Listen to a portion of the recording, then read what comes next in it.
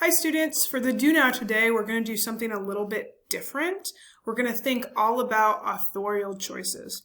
So when you're doing this, make sure you're thinking about that Picasso painting. Remember how if we changed one little thing, it really changed the significance of the painting and what it means?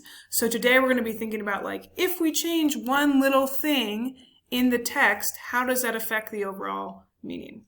So looking down here, okay, what you're going to do is you're going to look at the sentence pairs. How do the changes affect the overall meaning of the text? Think about the Picasso painting. So the first step is to read both version A and version B and identify the difference. So version A says, "My stomach twists and fingers shake as I prepare to work the battleground, the place I've always loved and felt at home."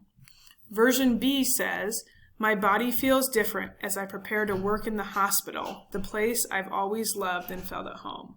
So I know that this line is different and this line is different.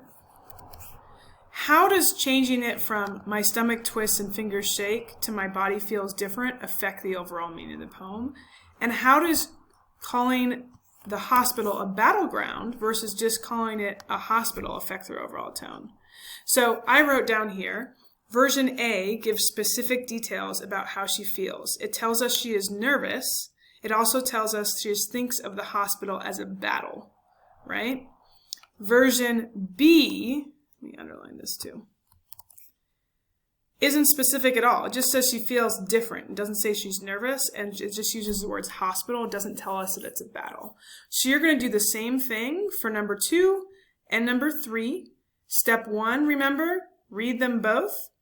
Step 2, identify the differences. Step 3, think about that Picasso painting and what do those differences mean? All right, thanks so much for your hard work, and reach out if you need some help.